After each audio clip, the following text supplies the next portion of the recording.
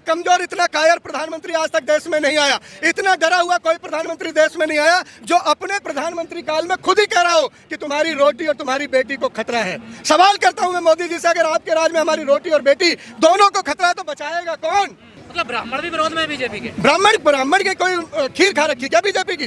विकास दुबे की गाड़ी पलटी कौन था? विकास दुबे। संयोग था या प्रयोग था? बुलडोजर से कानपुर में भेज के उन बेटियों को जला दिया, माँ को जला दिया, ये संयोग था या प्रयोग था? चुन चुन के ब्राह्मण मारे जा रहे हैं, चुन चुन के ब्राह्मणों की एनकाउंटर हो रहे हैं, ये संयोग है या प्रयोग है? विकास कुछ किया नहीं तो क्या हुआ? कलीम के नाम पर ही डरा दो, हसीमुल्लाह के नाम पर ही डरा लो, किसी का एनकाउंटर करा के ही डरा दो। योगी जी की सबसे बड़ी काबिलियत यही है कि सड़कों पर नमाज नहीं पढ़ी जाती, सड़कों पर भीख मांगी जाती, वहाँ नहीं मांगी जाती।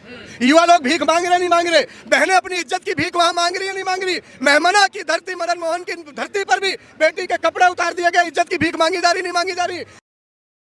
शुरू की है ये गोधरा से निकले हुए लोग, ये आग की लपटे से निकले हुए लोग, ये लाश पर चढ़ के सिंहासन तक पहुंचने वाले लोग सिर्फ लहू की होली खेलना जानते हैं। न इन्हें राजनीति से मतलब, न भलाई से मतलब, न बातों से मतलब। वो आदमी क्या काम करेगा साहब जो बोल देता है मेरा वादा जुमला है? इन जुमलेबाजों से बचाना है, कांग्रेस को लाना है, यही एक नारा है, यही न्याय यात्रा का मिशन है। इसी मिशन के लिए राहुल गांधी के ये बब्बर शेर, भले ही बुढ़ापा आ गया हो लेकिन इस शेर की जवानी में कोई कमी नहीं, देख लो। लेकिन राहुल गांधी अंकल जी लेकिन मोदी जी कह रहे हैं इंडिया गठबंधन वालों से रोटी बेटी को खतरा है। देखिए, देश में अब तक ऐसा कोई नालायक प्रधानमंत्री नहीं आया, इतना कमजोर, इतना कायर प्रधानमंत्री आज तक देश में नहीं आया। इतना डरा हुआ कोई प्रधानमंत्री देश में नहीं आया जो अपने प्रधानमंत्री काल में खुद ही कह रहा हो कि तुम्हारी रोटी और तुम्हारी बेटी को खतरा है।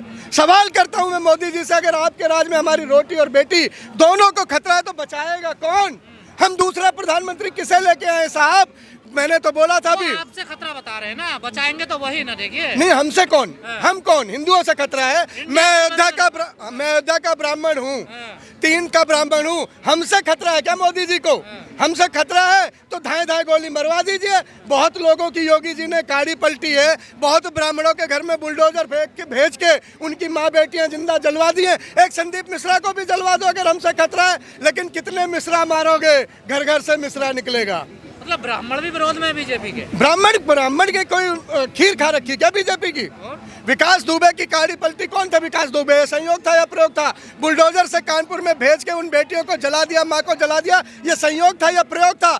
चुन चुन के ब्राह्मण मारे जा रहे हैं, चुन चुन के ब्राह्मणों की एनकाउंटर हो रहे हैं, ये संयोग है या प्रयोग है? और ब्राह्मण देश के लिए है, ब्राह्मण किसी दल के लिए क्या? देश है तो हम ब्राह्मण हैं, हम क्षत्रिय, हम ठाकुर हैं, नाई धोबी सब हैं। अगर देश ही नहीं है तो साहब कहाँ हमारा वजूद और कहाँ हमारी पहचान? देश सबसे पहले है, देश है तो हम हैं। और देश को आज़ादी दिलाने वाली कांग्रेस, आज़ादी को बचाने वाली कांग्रेस, आज़ादी को बढ़ाने वाली कांग्रेस और न्याय के पथिक, न्याय के नेता, न्याय के मसीहा राहुल गांधी के रहते कोई संविधान को उंगली भी नहीं लगा सकता। अरे कांग्रेस बांट रही है हिंदुओं को, जाति जनगणना की बात कर रही है। देखिए, जिसकी जितनी हिस्सेदारी उसकी उतनी भागीदारी। ये बांटना नहीं है, सम्मान देना है। बाबा साहब अम्बेडकर के संविधान को सबसे बड़ा न्याय देने का मुद्दा अगर किसी ने उठाया है तो जननायक, जनमसीहा राहुल गांधी ने उठाया।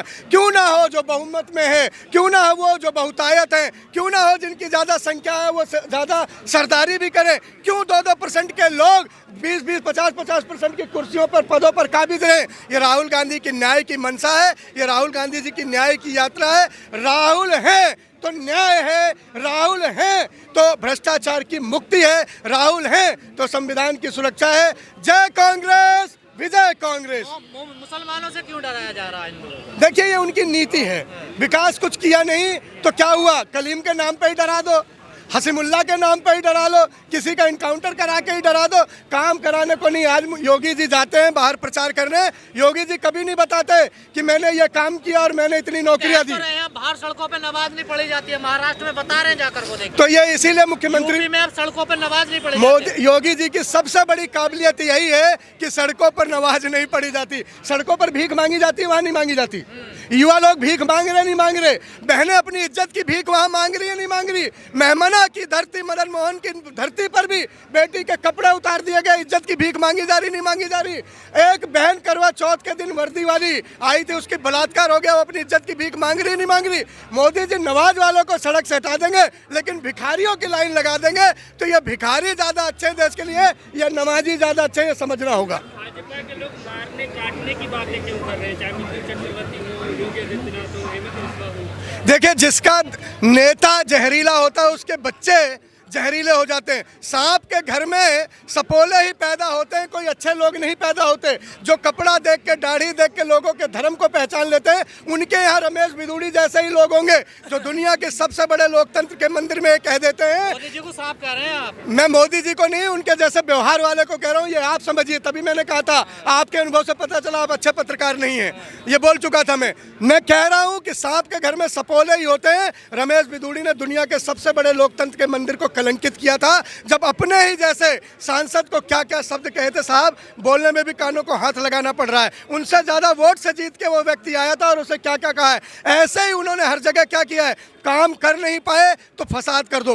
गोधरा इनकी जन्मस्थली है, गोधरा इनकी प्रयोगशाला है, जो आग की लपटों से निकलकर, लहू से खेलकर, लाशों पर चढ़कर सिंहासन तक पहुंचे हैं। वो अमन शांति के बात नहीं कर पाएंगे। हिमाचल में वो कौन सा दूध पिला रहे हैं लोगों को, वो भी तो सांप वाला काम कर रहे हैं हिमाचल में। किसकी बात कर रहे हैं आप? हिमाचल में विक्रमादित्य है, अनिरुद्ध विधायक है, क्या कर रहे हैं वो बताइए? नहीं, किसको सांप पिला दिया, किसको दूध पिला दिया? जो आप कह रहे हैं कि ये सांप है, ये नफरत फैलाते हैं, नहीं, विक्रमादित्य का कोई स्टेटमेंट बताइए आप। अरे शिमला मस्जिद का आपने सुना नहीं क्या? तो शिमला मस्जिद पे तो हमारे सुक्खू जी ने ही तो रोक लगाई। वो हमारे सुक्खू जी ने कहा ना, ऐसा स्थिति बनी रहेगी। जो न्याय होगा, जो कानून होगा, उसके अनुसार काम होगा। और कानून सर्वोपरि है, संविधान सर्वोपरि है। न कानून में हिंदू है, न मुसलमान है, संविधान में तो न्याय है। मतलब और न्याय की जो के रहते हुए भीड़ निकली आएगी मस्जिद तोड़ने के लिए, तो क्या कर रहा था प्रशासन? प्रशासन ने जो किया उसकी हमने भरपाई की है और हमने न्याय का राज कायम करने की बात की है। और आज स्थिति देख लीजिए, न्याय का मुकाम कायम है। जहाँ जहाँ कांग्रेस है वहाँ वहाँ न्याय है। जय हिंद, जय भारत।